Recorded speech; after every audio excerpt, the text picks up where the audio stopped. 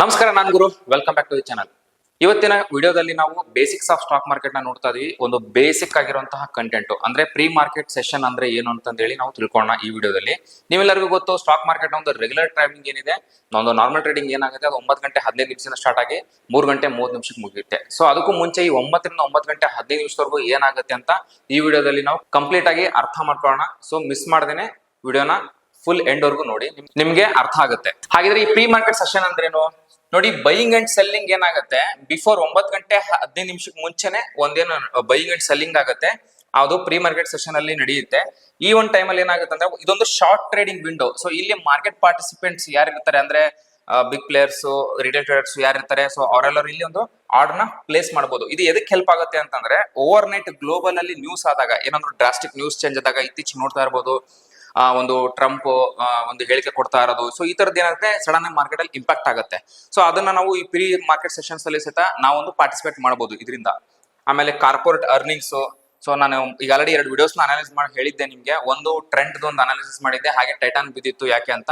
So overnight report ಬಂದ್ರಿಂದ sudden ಆಗಿ gap down open ಆಗಿ ಒಂದು ಫಾಲ್ ನಾವು ನೋಡೋದು ಸಿಕ್ತು.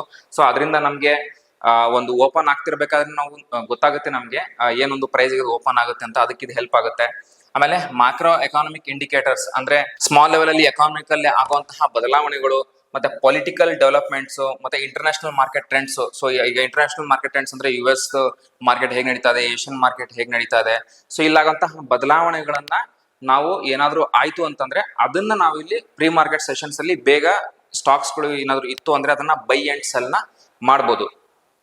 ಇನ್ನೊಂದೇನಂದ್ರೆ ನ್ಯಾಷನಲ್ ಸ್ಟಾಕ್ ಎಕ್ಸ್ಚೇಂಜ್ ಇದನ್ನ ತಗೊಂಡ್ ಬಂದಿರೋದು 15 ಮಿನಿಟ್ಸ್ ಪ್ರೀ ಮಾರ್ಕೆಟ್ ಸೆಷನ್ 2010ರಲ್ಲಿ. ಅದಕ್ಕೂ ಮುಂಚೆ ಪ್ರೀ ಮಾರ್ಕೆಟ್ ಸೆಷನ್ ಇರಲಿಲ್ಲ.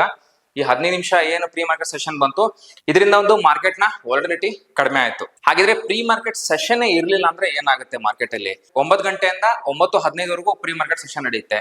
ಈ ಪ್ರೀ ಮಾರ್ಕೆಟ್ ಸೆಷನ್ ಇಲ್ಲ, ಡೈರೆಕ್ಟ್ ಮಾರ್ಕೆಟ್ 9 ಗಂಟೆಗೆ ಓಪನ್ ಆಯ್ತು ಅಂದ್ರೆ ಏನಾಗುತ್ತೆ?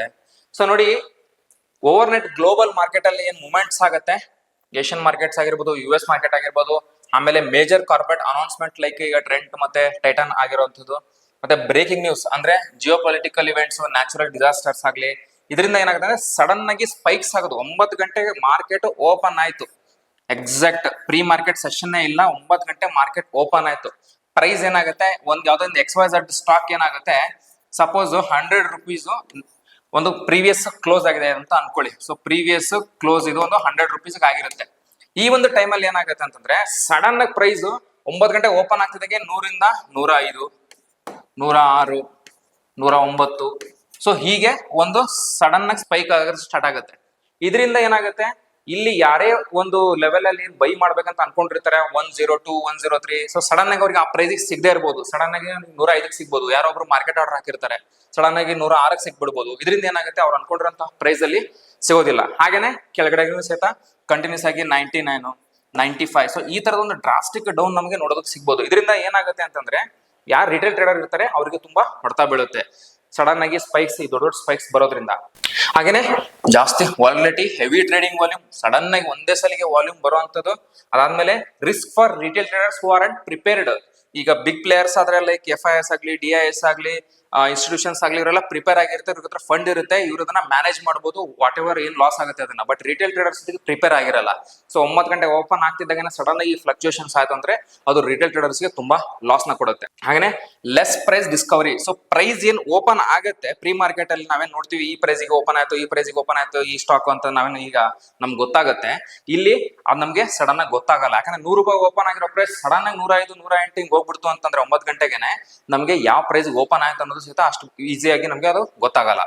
ಹಾಗೇನೆ ಇನ್ನೊಂದೇನು ಅಂದ್ರೆ ಎಲ್ಲರೂ ಆರ್ಡರ್ ನ ಪ್ಲೇಸ್ ಮಾಡಕ್ ಸ್ಟಾರ್ಟ್ ಮಾಡ್ತಾರೆ ಅಟ್ ದ ಸೇಮ್ ಟೈಮ್. 9 ಗಂಟೆಗೆ ಎಲ್ಲರೂ ಆರ್ಡರ್ ಸೇಮ್ ಪ್ಲೇಸ್ ಮಾಡಕ್ ಸ್ಟಾರ್ಟ್ ಮಾಡಿದಾಗ ಏನಾಗುತ್ತೆ ಅಂದ್ರೆ ಐದರ್ ಡ್ರಾಸ್ಟಿಕ್ ಆಗಿ ಡೌನ್ ಆಗಿ ಸ್ಟಾರ್ಟ್ ಆಗ್ಬೋದು, ಡ್ರಾಸ್ಟಿಕ್ ಆಗಿ ಮೇಲೋಗೋದಕ್ಕೂ ಸ್ಟಾರ್ಟ್ ಆಗ್ಬೋದು. ಪ್ರೀ ಮಾರ್ಕೆಟ್ ಸೆಷನ್ ಇರ್ಲಿಲ್ಲ ಅಂತಂದ್ರೆ ಈ ತರದ ಒಂದು ಚೇಂಜಸ್ ಗಳು ನಮ್ಗೆ ನೋಡೋದಕ್ಕೆ ಸಿಗುತ್ತೆ. ಈ ಚೇಂಜಸ್ ಏನಿದೆ ತುಂಬಾ ಹೊಡೆತನ ಕೊಡುತ್ತೆ. ಸೊ ಹಾಗಾಗಿ ಪ್ರೀ ಮಾರ್ಕೆಟ್ ಸೆಷನ್ ನ ತಗೊಂಡ್ ಬಂದಿರುವಂತದ್ದು. ಸೊ ಈಗ ನಾವು ಒಂದೊಂದಾಗಿ ನೋಡ್ತಾ ಹೋಗೋಣ. 9 ಗಂಟೆಯಿಂದ 9 ಗಂಟೆ 15 ನಿಮಿಷದವರೆಗೂ ಏನೇನೆಲ್ಲ ಆಗುತ್ತೆ ಡೀಟೇಲ್ ಆಗಿ ಅರ್ಥ ಮಾಡ್ಕೊಳ್ಳೋಣ. ಈ ಒಂದು ಪಾರ್ಟ್ ತುಂಬಾ ಇಂಪಾರ್ಟೆಂಟ್ ಆಗುತ್ತೆ. ಸೊ ಕೊನೆವರೆಗೂ ವಿಡಿಯೋನ ನೋಡಿ. ಸೊ ಬನ್ನಿ ನೋಡೋಣ 9 ಗಂಟೆಯಿಂದ 9 ಗಂಟೆ 15 ನಿಮಿಷದವರೆಗೂ ಏನೇನೆಲ್ಲ ಆಗುತ್ತೆ ಅಂತ. ಸೊ ನೀವು ನೋಡೋದಾದ್ರೆ ಇದಕ್ಕೆ ನಾವು ಆರ್ಡರ್ ಎಂಟ್ರಿ ವಿಂಡೋ ಅಂತ ಕರಿತೀವಿ. ಈ ಒಂದು ಟೈಮಲ್ಲಿ ಏನಾಗುತ್ತೆ ಅಂದ್ರೆ 9 ಗಂಟೆಯಿಂದ 9 ಗಂಟೆ 8 ನಿಮಿಷದವರೆಗೂ ಈ 8 ನಿಮಿಷದಲ್ಲಿ ಬೈ ಅಂಡ್ ಸೆಲ್ ನ ನಾವು ಮಾಡಬಹುದು. ನಮ್ಮ ಕಡೆ ಏನಾದ್ರು ಸ್ಟಾಕ್ಸ್ ಇತ್ತು ಅಂದ್ರೆ ಅದನ್ನ ನಾವು ಸೆಲ್ ಮಾಡಬಹುದು. ಬೈ ಮಾಡೋದಿದ್ರೆ ನಾವು ಅದನ್ನ ಸ್ಟಾಕ್ಸ್ ನ ಬೈ ಮಾಡಬಹುದು. ಅದಾದ್ಮೇಲೆ ನಾವಿಲ್ಲಿ ಮಾರ್ಕೆಟ್ ಆರ್ಡರ್ ನ ಹಾಕ್ಬಹುದು, ಲಿಮಿಟ್ ಆರ್ಡರ್ ನ ಹಾಕ್ಬಹುದು, ಹಾಗೇನೆ ಆರ್ಡರ್ ನ ಮಾಡಿಫೈ ಮಾಡಬಹುದು, ಆರ್ಡರ್ ನ ಕ್ಯಾನ್ಸಲ್ ಮಾಡಬಹುದು. ಸೊ ಇದೆಲ್ಲ ಏನಿದೆ ನಾವು 9 ಗಂಟೆ ಈ 8 ನಿಮಿಷದೊಳಗಡೆ ಇದೆಲ್ಲ ಆರ್ಡರ್ಸ್ ನ ನಾವು ಮಾಡಿಫೈ, ಕ್ಯಾನ್ಸಲ್, ಲಿಮಿಟ್, ಮಾರ್ಕೆಟ್ ಇದೆಲ್ಲ ನಾವು ಇಲ್ಲಿ ಮಾಡಬಹುದು. ಈ 8 ನಿಮಿಷದಲ್ಲಿ ಮುಗೀತು ಅಂತಂದ್ರೆ ಯಾವುದೇ ಆರ್ಡರ್ ನ ಅಕ್ಸೆಪ್ಟ್ ಮಾಡಲ್ಲ. ಸೊ ಈ 8 ನಿಮಿಷದಲ್ಲಿ ಏನೇ ಆರ್ಡರ್ಸ್ ಇದ್ರು ಆ 8 ನಿಮಿಷದಲ್ಲಿ ಆರ್ಡರ್ಸ್ ನ ನೀವು ಹಾಕ್ಬೇಕು. ಅದಾದ್ಮೇಲೆ ಯಾವುದೇ ಆರ್ಡರ್ ನಲ್ಲಿ ಅಕ್ಸೆಪ್ಟ್ ಮಾಡಲ್ಲ.